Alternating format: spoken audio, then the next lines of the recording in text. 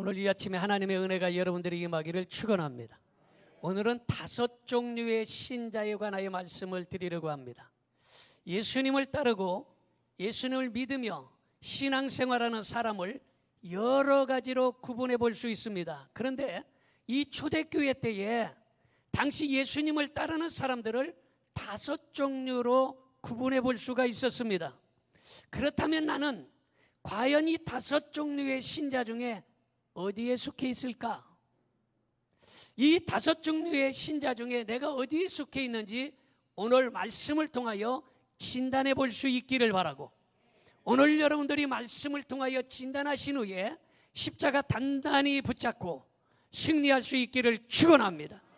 그러므로 오직 십자가 붙들고 승리하여 하나님 중심, 말씀 중심, 교회 중심으로 살아갈 수 있기를 축원합니다. 할렐루야.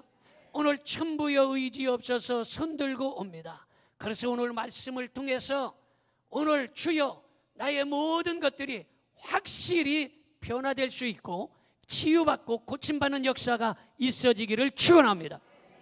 여러분, 국가 중에서 십자가가 그려진 국가가 여러 나라가 있습니다. 잘 알듯이 영국, 스위스, 스웨덴, 덴마크, 노르웨이, 핀란드. 아멘도 안 하나만. 나 이거 애우느라고 한참 힘들었어. 여러 나라가 국기에 십자가를 그려 넣었습니다. 그런데 그 중에 덴마크가 십자가가 있어요. 그런데 이 십자가가 그려진 유래를 살펴보면 1219년 이 발데마르 왕이 에스토니아와 전쟁을 하게 되었습니다. 그런데 이 덴마크가 에스토니아하고 군사력을 비교해 볼 때에 아주 비교가 되지 않을 만큼 약했어요. 그래서 이 덴마크의 왕 발데마르가 하나님 앞에 기도를 하는 거예요. 하나님 어찌하면 좋습니까? 전쟁은 하나님께 속했다고 했는데 지금 우리가 너무너무 군사적으로 연약합니다. 하나님 도와주세요 하고 간절히 하나님께 기도하는데 하늘에 갑자기 십자가가 나타난 거예요. 그래서 왕은 그 십자가를 보는 순간에 야, 하나님께서 나와 함께 하시는구나, 내게 응답해 주셨다 하고서 전쟁에 나갔는데 정말로 그 아주 연약한 군대를 가지고 대승리를 하게 되는 것입니다. 할렐루야. 그래서 그 후에 왕은 전쟁할 때마다 붉은색 바탕에 하얀 십자가를 그려서 그거를 앞세우고 그 깃발을 전쟁터에 가지고 나가서 전쟁할 때마다 승리하는 역사가 일어났습니다. 할렐루야. 그래서 그 깃발을 덴마크 국기로 만들었습니다. 여러분, 십자가는 승리하는 힘이 있는 걸 믿으시기 바랍니다. 십자가는 그 자체가 능력임을 믿으시기 바랍니다. 십자가는 죽음에서의 승리입니다. 사단, 마귀, 귀신은 예수님을 십자가에 못 박아 죽여버렸지만, 그러나 예수님은 십자가를 지고 죽으셨다가 다시 부활하셨다는 사실을 믿으시기를 바랍니다. 할렐루야. 그러니 이 십자가는 약한 자를 강하게 하는 것입니다. 믿어집니까? 십자가는 약한 자를 강하게 하는. 그래서 어떤 부모님이 초등학교 1학년 다니는 아들을 데리고 어른 예배를 참석한 거예요. 같이 참석해 옆자리에 앉아 있어요. 그런데 애들은 별로 목사님 설교가 별로 자기들하고는 맞지 않는 거예요. 그러니까 보면서 아빠한테 아빠 자꾸 말 시키는 거예요. 얘 조용해라. 아빠, 그런데 저 앞에 더하기가 저렇게 큰 더하기가 있어 아빠. 그러니까 얘 뭔 더하기가 있냐? 그냥 앞에 이제 어떤 교회는 십자가를 걸어놓은 게 있잖아요. 그리고 자그마한 십자가도 우리 종에도 십자가가 그려져 있잖아요. 만들어져 있고. 그러니까 아빠, 이 교회에 십자가가 있어. 아니 더하기가 있어. 그렇게 얘기한 거예요. 그때에 그 아빠가 깨닫기를, 교회는 이 십자가 더하는 플러스의 역사가 일어나는구나. 이렇게 해서 그 아들의 이야기를 듣고 굉장히 은혜를 받았다는 거예요. 그래서 이 십자가는요, 더해지는 역사가 일어나는 거예요. 연약한 사람이 십자가와 더해지면 건강해지고, 가난한 자가 십자가가 더해지면 복받는 자가 되고, 할렐루야. 그래서 이 십자가를요, 우리가 잘 가는 그런 데도 있어요. 거기도 플러스 십자가요. 오죽 가면 거기도 십자가를 그려놨겠어. 근데 거기만 십자가를 해놓은 것이 아니에요. 이 십자가가, 여러분, 이 독일군들이 있지 않습니까? 독일군들의 철십자가 있어요. 이 독일군의 철십자가는 언제 생겨났느냐? 12세기에 십자군 전쟁 때에 이 교황이 바로 튜튼 기사단에게 그거를 내렸어요. 그런데 그때부터 점점 이 검은 십자가가 19세기에 와서는 이 나폴레옹에 의해서 이제는 그것이 아주 강력하게 쓰여지게 되었습니다. 그래서 아주 나쁜 일들을 많이 해서 지금도 그걸 못 쓰게 해요.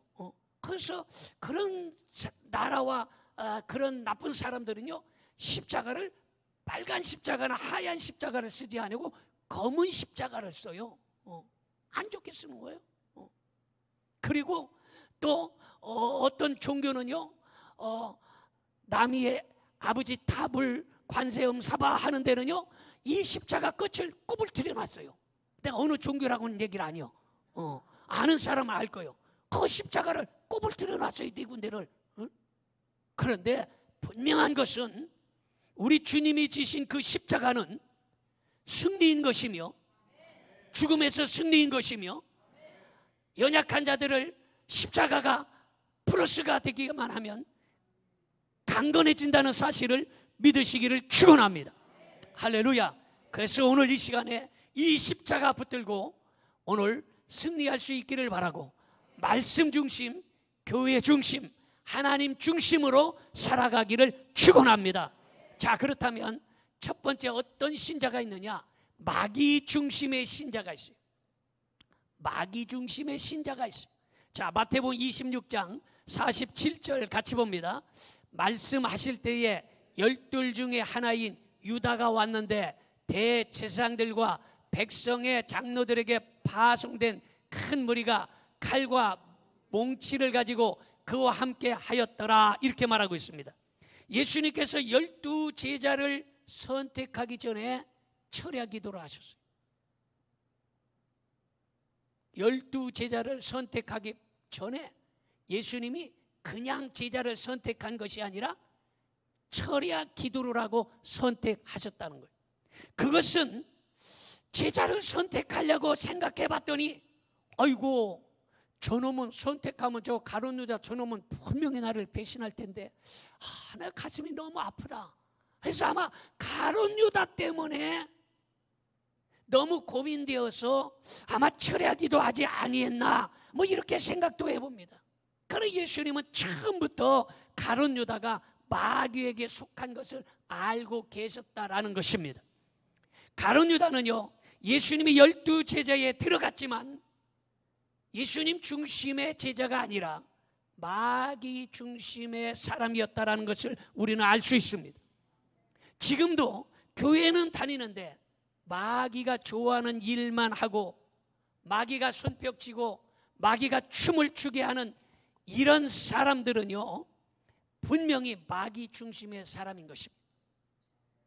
여러분, 오늘 이 자리에 앉아있는 여러분들은 한 사람도 마귀 중심의 사람이 없기를 주님의 이름으로 축원합니다. 예수님의 원수는 밖에 있는 원수보다 안에 있으면서도 제자라는 직함을 갖고 따라다니다가 결국 주님을 팔아먹게 되는 것입니다. 교회도 그와 같은 자가 있을 수 있다라는 거예요. 예수님의 12 제자가 나는 예수님의 제자야, 나는 예수님을 믿는 사람이야 하고서 다니지만 결국에 예수님을 팔아먹지 않습니까? 이것을 말씀하는 것은 곧 교회도, 나도 교회 직분자야, 나도 교회 다니는 사람이야 하는데 마귀 중심의 삶으로 살아가는 사람들도 있을 수 있다라는 거예요. 그래서 그러한 불행한 사람이 되지 않기를 축원합니다. 오늘 말씀을 잘 듣고 내가 과연 예수님 중심이냐, 말씀 중심이냐, 아니면 마귀가 손뼉 쥐고 좋아하는 일만 하는 사람인가, 오늘 진단해야 된다라는 것입니다. 믿어집니까? 자, 두 번째로 환경 중심의 신자가 있습니다. 환경 중심의 신자는 누가복음 9장 54절 같이 봅니다. 제자 야고보와 요한이 이를 보고 이르시되 주여 우리가 불을 명하여 하늘로부터 내려 저들을 멸하라 하기를 원하시나이까, 이렇게 말하고 있어요. 한 절 더 봅니다. 마가복음 3장 17절 또 세베대의 아들 야고보와 야고보의 형제 요한이니 이 둘에게는 보아너게 곧 우레의 아들이란 이름을 더하셨으며, 이렇게 말하고 있습니다. 바로 요한은 우레의 아들이라는 별명처럼 성격이 급한 사람이었어요. 그래서 예수님께서 왕이 되면 나를 우정승, 좌정승, 다시 말해서 나를 법무부 장관이나 아니면 뭐 통일부 장관이나 이런 데 시켜주세요, 이러는 사람하고 똑같다라는 거예요. 그런데 예수님의 신변의 위험이 다가오니까 언제 그랬느냐 하고 사라져 버렸다는 거예요. 다시 말해서 지금은 환경이 좋을 때, 지금 환경이 좋을 때는 예수님 잘 믿는 것 같고, 환경이 좋을 때는 봉사도 잘하고, 기분이 좋을 때는 열심히 하고, 기분이 좋을 때는 아주 잘하는데 어려운 일이 생길 때 또는 기분 나쁜 일이 생기면 신앙도 던져버리고 예수님도 던져버리고 교회도 던져버리고 이런 사람들이 있다라는 거예요. 여러분, 분명히 우리 주변에 그런 사람들이 있을 수 있다라는 거예요. 오늘 여러분이 이 말씀을 듣고 여러분들이 오늘 여러분의 신앙을 진단할 수 있기를 바랍니다. 환경이 좋을 때는 우리가 잘 따라서 할 수 있어요. 직장에서 월급 많이 받고 사업도 잘 되고 자녀들도 그냥 편안하게 잘 있으면 신앙생활 잘합니다. 근데 조금 어려우면 신앙이 떨어져 버려요. 조금 기분 나쁘면 삐쳐서 교회도 안 나오고 이럴 수 있다는 거예요. 이건 환경 중심의 사람이라는 거예요. 환경에 흔들려서는 안 된다라는 것입니다. 믿어집니까? 여러분, 쉽게 얘기해서 자식이 감기 걸렸다고 주일 예배 빠지고, 부부싸움 했다고 주일 예배 빠지고, 친척 왔다고 주일 예배 빠지고, 직장이 없으면 직장이 없다고 쪽팔려서 교회 못 나가겠다고 빠지고, 직장이 되면 직장 생활 하느라고 빠지고, 이리저리 빠지다가 신방 가서 그냥 그렇게 신앙생활하면 안 된다고 달래고 올러야만 나오는 사람이 바로 환경 중심의 사람이라는 거예요. 여러분, 그러므로 오늘 말씀을 듣는 여러분들은 이 환경 중심의 사람이 되지 말고 예수님 중심의 사람이 되기를 축원합니다. 우리 옆에서는 환경 중심의 사람이 되지 말고 예수님 중심의 사람이 됩시다. 믿어집니까? 예수님 중심으로 살아야 돼요. 기분 좋을 때 잘하고 기분 나쁘다고 안 나오고, 직장이 없으면 없어서 안 나오고, 직장이 있으면 직장 다니느라고 안 나오고, 이 환경 중심의 사람이라는 거예요. 여러분, 신앙은 환경에 움직여서 안 된다라는 거예요. 한번 예수님 믿기로 작정했으면 무슨 일을 만나든지 어떤 환경에 처하든지 아멘하고 맡겨주신 사명을 감당해야 될 줄로 믿습니다. 어떤 문제가 생기든지 아멘하고 예수님을 따라가야 될 줄로 믿습니다. 성경에는 그런 사람을 데마 같은 사람이라 그래요. 데마. 자, 성경으로 봅니다. 디모데후서 4장 10절. 데마는 이 세상을 사랑하여 나를 버리고 데살로니가로 갔고, 그레스게는 갈라디아로, 디도는 달마디아로 갔고. 다른 거는 이름 외우기가 어려우니까 복잡해. 그러나 데마는 쉽잖아. 이 데마는 세상을 사랑함으로 환경 중심에 살기 때문에 바로 바울을 버리고 예수님을 버리고 교회를 버리고 세상으로 나갔다라는 것입니다. 그러므로 우리는 환경 중심의 신앙생활 하지 말고 예수님 중심 신앙생활 할 수 있기를 바라고, 교회 중심 신앙생활 할 수 있기를 주님의 이름으로 축원합니다. 자, 그 다음에 세 번째는 자기 중심의 신자가 있습니다. 내 중심대로 신앙생활 한다. 마태복음 26장 33절 봅니다. 베드로가 대답하여 이르되 모두 주를 버릴지라도 나는 결코 버리지 않겠나이다. 이렇게 말하고 있습니다.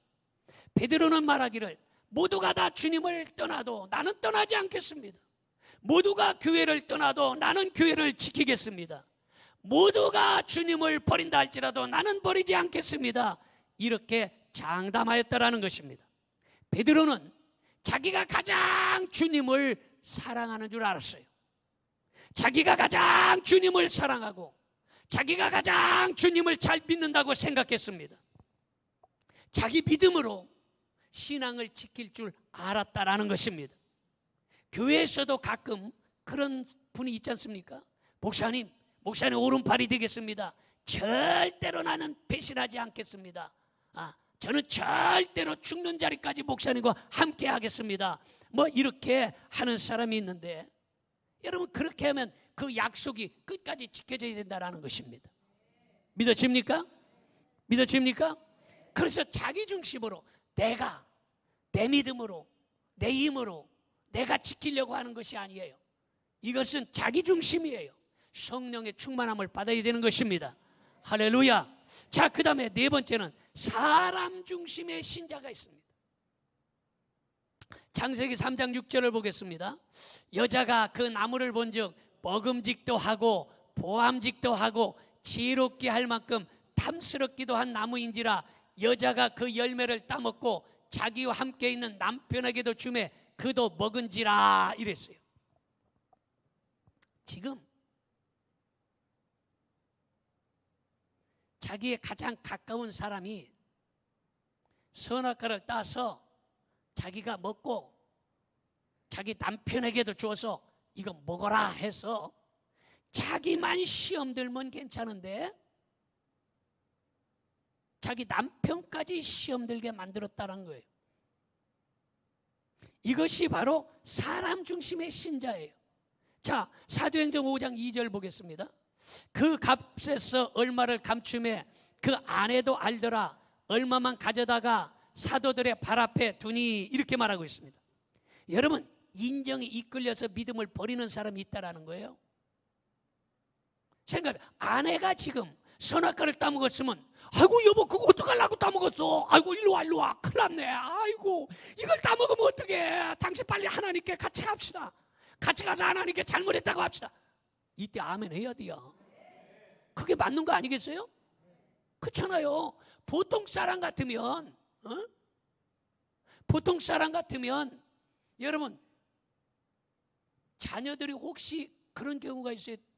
뉴스에 보면 자식들이 뭐 나쁜 짓에서 누구를 때렸다든가 옷을 뺐든가 이러면 야 인마 너 그러면 어떻게 해. 너 이거 큰일 났네. 이거 안 되겠어. 너 파출소에 가자.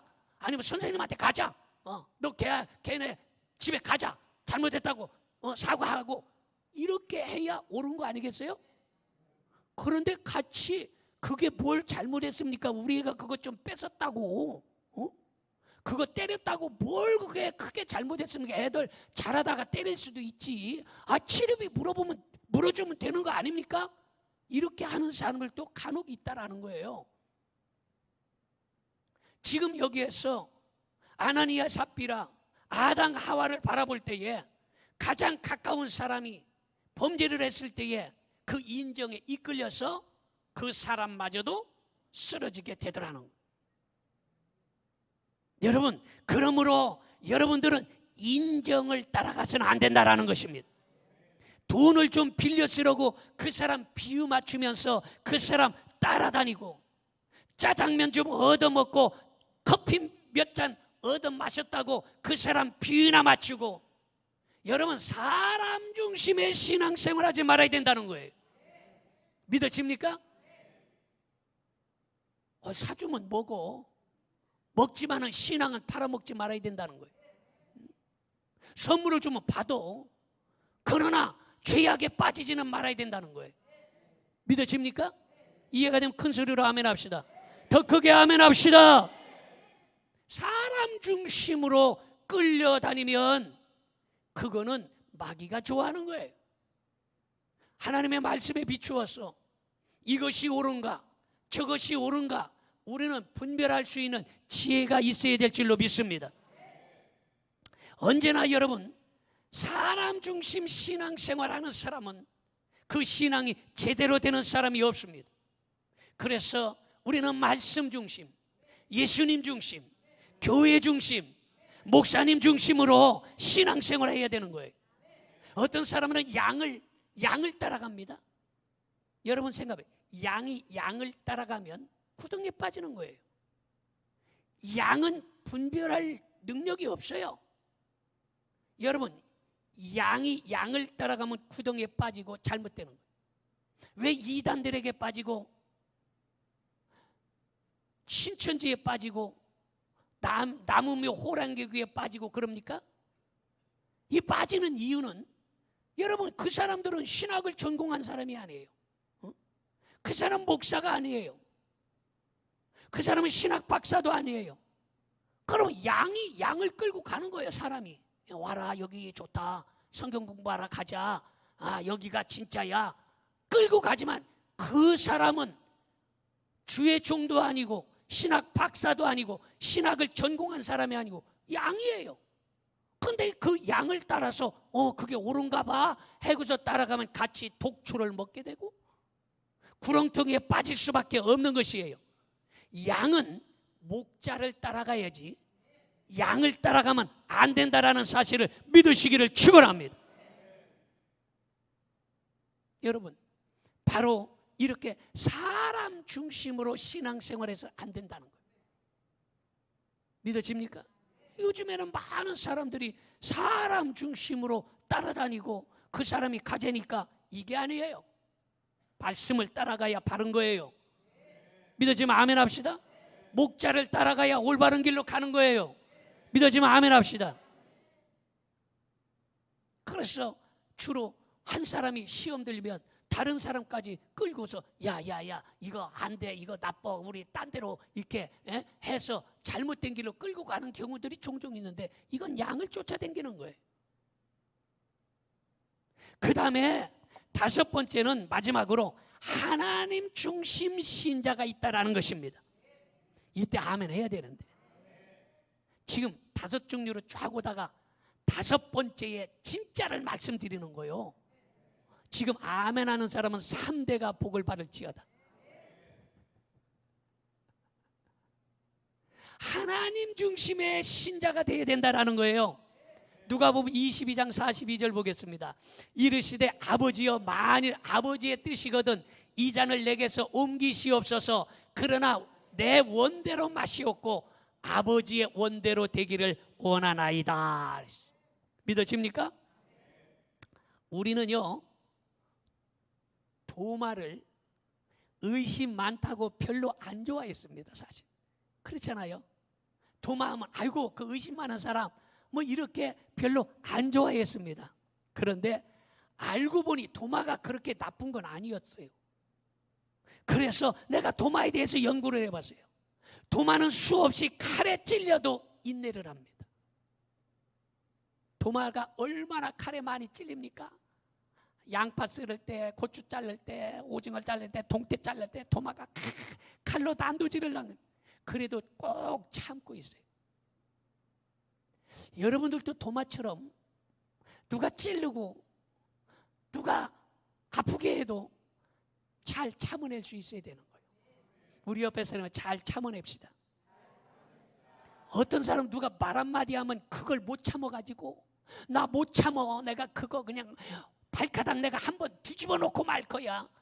뒤집어서 어쩌려고.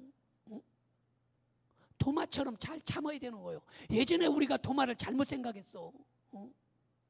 물론 그 도마는 예수님의 제자 도마는 아니고 그냥 도마요. 잘 참아야 되는. 누가 한마디 했다고 그거 못 참아내면 안 된다라는 거예요. 안 좋은 얘기해도 참아내세요. 칼로 잘라도 참을 수 있어야 되는 거예요. 도마는요, 역겨운 냄새나는 생선이나 2년 3년 묵은지를 올려놓고 잘라도 거절하지 아니하고 그걸 다 받아들이는 겁니다. 이해가 되면 아멘 합시다. 도마는 아이고 이거는 피린내 나서 도저히 난 못 살겠어 하고서 거부하지 않아요. 오래된 묵은지를 갖다 놓고 거기에 잘라도 아이고 나 이거 김치 이거 냄새 너무 심해 거부하지 않고 다 받아들이는 거예요. 여러분, 도마는요 쓰임받고 칭찬받는 곳이 아니라 나타내는 곳이 두지 않고 도마를 쓰고 나면 어둑한 곳에 세워놓습니다. 어둑한 곳에 잡아뜨려 놔요. 그래도 한마디 왜 나는 나타나는 곳에 두지 않냐, 나는 밥그릇 밥상 위에 올라가지 않고 식탁 위에 올라가지 않냐, 짜증내거나 원망하지 않더라는 거예요. 믿으십니까? 우리도 나타내지 않는 일이라 할지라도 누가 알아주지 않더라도 이 도마와 같은 사람이 되어야 된다라는 거예요. 믿어지면 아멘 합시다. 뿐만 아니라 도마는 다른 도마가 쓰임받아도 시기 질투하지 않습니다. 도마를 쓰다가 에이 이거 도마 못 쓰겠다 이거 딴 도마 갖다가 써도 왜 날 버리고 저 도마를 씁니까? 불평하지 않아요. 그리고 도마는 한 번도 칭찬을 한 적이 없어요. 그래도 말 한마디 없이 자기의 맡겨진 사명에 충실한다라는 것입니다. 믿어집니까? 그리고 도마는 다 쓰여진 후에 칼로 난도질 당하고 다 쓰여진 후에 쓰레기통에 버리거나 아궁이에 넣고서 불을 때도 그래도 앙심을 품지 않습니다. 도마는 마지막까지 순교를 당할 때까지 변하지 않는다라는 거예요. 믿어지면 아멘 합시다. 오늘 이 도마에 대해서 우리는 많은 교훈을 얻어야 되는 것입니다. 예수님은 마귀의 앞잡이 가룟 유다에게 배신당하고 야고보와 요한 같은 환경 중심 신자에게 외면당하시고 베드로 같은 자기 중심 신자에게 3번이나 부인을 당하고 군중들에게 버림받았으나 할 수만 있으면 이 잔을 내게서 옮기시옵소서, 내 뜻대로 마시고 아버지의 뜻대로 하옵소서라면서 하나부터 10까지 하나님 중심 신앙을 가졌다라는 것입니다. 그러므로 오늘 예수님을 생각하고 도마를 생각하고 비가 오나 눈이 오나 마지막 주님 오시는 그날까지 변함없이 오직 하나님 중심, 말씀 중심, 교회 중심으로 살 수 있기를 주님의 이름으로 축원합니다. 기도하겠습니다. 저는